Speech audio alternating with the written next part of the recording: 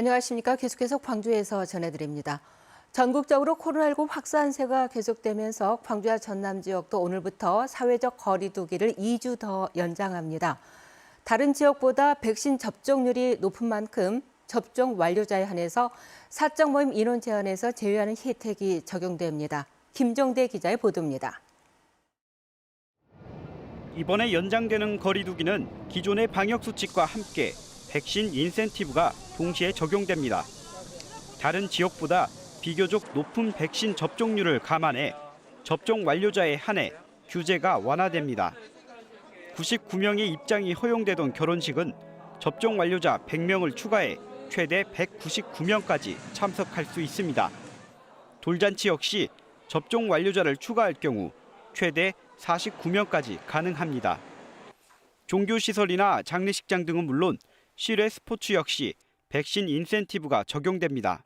지금은 우리 시뿐만 아니라 전국에서도 지금 1차 접종률이 70%가 넘어갔고 2차 완전 접종자도 지금 50%가 이제 넘어가는 상황에서 다만 사적 모임과 식당과 유흥업소의 운영 제한은 현행대로 유지됩니다.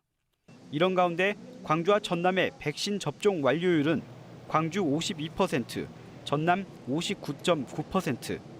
방역당국은 백신 접종률을 최대한 끌어올려 다음 달부터 단계적인 일상 회복, 즉 위드 코로나 전환에 들어간다는 방침을 세웠습니다. KBS 뉴스 김정대입니다. 밤사이 코로나19 신규 확진자가 광주는 5명, 전남에서 4명이 나왔습니다. 광주에서는 서울과 경북, 경주 등 타 지역 확진자와 접촉해 감염된 3명과 기존 확진자와 접촉해 자가 격리 중이었던 2명이 확진 판정을 받았습니다. 전남에서는 여수와 순천에서 감염 경로를 알 수 없는 확진자가 각각 1명씩 나왔으며 화순 등에서 기존 확진자와 접촉한 2명이 확진됐습니다. 이로써 어제 하루 광주와 전남에서 발생한 코로나19 신규 확진자는 26명입니다. 광산구를 중심으로 코로나19 외국인 확진자가 이어지고 있는 가운데 광산구 외국인 주민 재능 기부단이 결성됐습니다. 15개국 80여 명으로 구성된 광산 외국인 주민 재능 기부단은 코로나19 역학조사 등 공공행정 서비스 관련 통역 지원 활동을 하는 한편 다국어를 통한 방역수칙 준수 홍보 활동과 의료진과 외국인의 코로나19 예방 백신 접종을 도와주고 있습니다. 광산구는 외국인 주민 재능 기부단을 통해서 단계별 코로나19 방역 대응에 민관 협업 체계가 구축되고 있다고 평가했습니다. 네트워크 소식입니다. 토론과 탐구, 자기 주도형 학습으로 대표되는 세계적인 교육과정 국제 바칼로레아, 이른바 IB의 공식 인증을 받은 국공립고등학교가 국내 최초로 대구에서 나왔습니다. 새로운 교육 방식에 대한 기대감이 커지고 있지만 현행 교육 과정과의 거리 좁히기는 숙제로 남았습니다. 대구방송총국 김도훈 기자가 보도합니다. 대구외고 1학년 교실에서 지식이론 수업이 한창입니다. 자신들이 가진 여러 지식이 어떤 의미가 있는지 생각해보고 이를 정리해 친구들에게 발표하는 이색적인 수업으로 국제 바칼로레아, IB의 정식 과목 가운데 하나입니다. 훨씬 재밌어요. 확실히 선생님이 위주가 아니라 저희가 위주이기 때문에 저희 얘기를 들을 수 있고 저희의 내용에 집중할 수 있기 때문에 저는 그런 점에 대해서는 되게 좋았던 것 같아요. 정해진 정답을 찾는 기존 주입식 교육과 달리 IB는 토론과 과정 중심 수업을 통해 자기주도적 성장을 이끌어내는 선진국형 교육 방식입니다. 지난 2018년부터 대구에 도입됐는데 국내 국공립고등학교 최초의 IB 월드스쿨 인증 학교도 등장했습니다. 대구시 교육청은 현행 주입식 교육으로는 미래 인재 양성의 한계가 분명한 만큼 앞으로 지역에서 IB 학교를 대폭 늘려갈 방침입니다. 실제적으로 아이들의 자발성을 유도할 수 있는 교육과정을 전체적으로 확산할 계획을 갖고 있습니다. 다만 IB 수업을 이수한 고등학생들은 수능 최저 등급이 필요 없는 학생부 종합전형 선발대학에만 진학할 수 있는 상황. IB 수업이 현행 수능 중심의 국내 입시 체제에서 다소 비껴 있는 만큼 앞으로 교육부와 대학들의 수용 범위가 IB 확산의 관건이 될 전망입니다. KBS 뉴스 김도훈입니다. 코로나19 장기화로 배달이 늘면서 오토바이 소음으로 불편을 호소하는 분들이 많습니다. 단속이 쉽지 않은 데다 소음 허용 기준도 느슨하다는 지적이 끊이지 않고 있습니다. 부산방송총국 정민규 기자가 취재했습니다. 저녁 시간 부산 해운대구 장산역 부근입니다. 도로와 인도를 넘나들며 달리는 오토바이들. 신호는 무시하기 일쑤입니다. 여기에 굉음까지. 일상이 돼버린 풍경에 주민들의 불만은 이만저만이 아닙니다. 여름에서 가을까지는 거의 문을 열어놓거든요. 그러면은 소리가 엄청 커가지고 자다가도 깜짝깜짝 놀랄 정도로 소리가 크고요. 경찰 단속이 시작돼도 그때뿐입니다. 눈앞에 단속이 펼쳐지면 길을 돌아가 버리면 그만. 안 오지 이제. 여기 단속한다 아니까 이제 어디 나가는 거지. 이쪽으로 다 단속하는 거 아니까. 애써 소음이 심한 오토바이를 멈춰 세워도 그냥 풀어져야 하는 경우가 허다합니다. 이 오토바이의 측정 소음은 98데시벨. 헬리콥터가 날아갈 때 소리와 비슷하지만 지금 기준으로는 단속할 수 없기 때문입니다.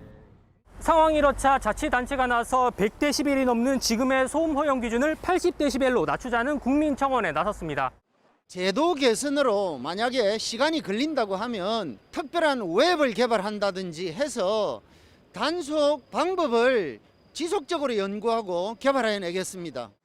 환경부도 최근 소음 허용 기준 용역에 나섰지만 단속 기준을 강화한다 해도 실제 단속 자체가 어려워 한계가 여전하다는 지적이 나옵니다. KBS 뉴스 정민규입니다.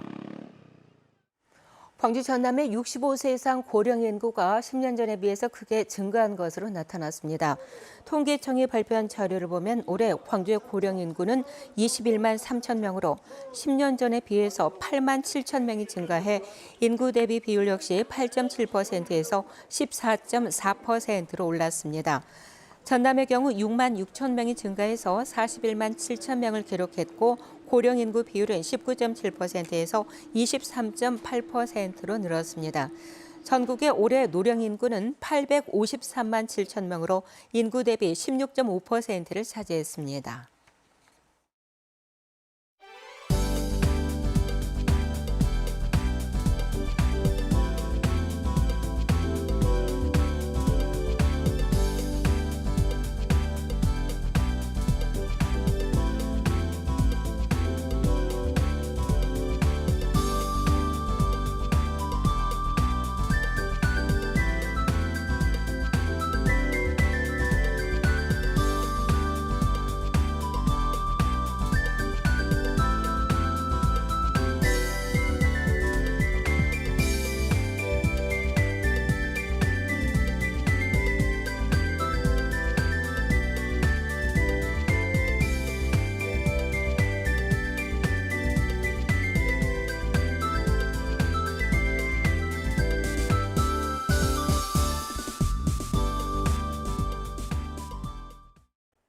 맑은 하늘에 가을볕이 강하게 내리쬐면서 늦더위가 기승입니다. 어제는 한낮 기온이 30도 안팎으로 8월 하순의 여름 더위를 보였는데요. 특히 영광은 31도까지 올라 10월의 최고 기온을 기록하기도 했습니다. 오늘은 어제보다는 1, 2도가량 내려가겠지만 여전히 덥겠습니다. 크게 벌어지는 일교차에 건강관리 잘 하셔야겠습니다. 오늘 고기압의 영향으로 대체로 맑겠고요. 서해안 지역은 바람이 강하게 불겠습니다. 흑산도와 홍도에는 강풍주의보가 발효 중이니까요. 안전사고에 주의하시기 바랍니다. 다음 자세한 지역별 날씨입니다. 따뜻한 남서풍이 불어서 아침 기온도 어제보다 많이 높게 시작하고 있고요. 한낮 기온은 담양과 화순 30도로 어제와 비슷하거나 조금 낮겠습니다. 여수의 낮 최고 기온 27도, 곡성과 순천 30도로 낮 동안에도 다소 덥겠습니다. 목포의 낮 최고 기온 28도, 영암과 강진 30도까지 오르겠고요. 신안은 한낮 기온 28도로 어제보다 1, 2도가량 낮겠습니다. 서해 남부 먼바다에는 풍랑주의보가 발효 중입니다. 오늘 물결이 최고 3m로 높겠습니다. 당분간 대체로 맑다가 일요일에 비 소식이 있습니다. 날씨였습니다. 전라남도가 농촌의 다양한 자원을 활용해 고부가 가치를 창출하고 농식품 산업 경쟁력을 강화하는 농식품 제조 가공 분야 지원 공모 사업을 추진합니다. 사업 규모는 농식품 제조 가공 인프라 구축 등 3개 분야 총 61억 원이고 지원 규모는 한 개 업체당 최고 5억 원입니다. 전남도는 접수한 사업 계획을 검토한 뒤 현장 확인과 전문가 심사 등을 거쳐 2022년 예산 확정액에 따라 내년 1월 최종 대상자를 확정할 방침입니다. 방제 등에 사용되는 농업용 드론 수요가 높아지고 있는 것으로 나타났습니다. 전라남도는 지난해 농업용 드론 58대를 지원한 데 이어서 올해는 92대를 지원했고 내년도 수요 조사에서는 모두 300여 명이 신청했다고 밝혔습니다. 전남도는 농업용 드론을 구입할 경우 구입비의 50%를 도비로 지원하고 있습니다. 제23회 석편제 보성소리 축제가 무관중 경연대회로 개최된 가운데 어제 폐막했습니다. 경연대회는 판소리와 고수 분야로 나눠 명창, 명고부와 대학 일반부 등으로 진행됐고 모든 경연대회는 실시간 동영상으로 유튜브 등에서 송출됐습니다. 이번 대회부터는 대통령상 훈격에 맞는 명창 선정을 위해서 판소리 5바탕 가운데 한 바탕 완창자 또는 2시간 이상 발표회를 가진 사람만 참가가 가능하도록 참가 기준이 상향 조정됐습니다. KBS 뉴스를 마칩니다. 감사합니다.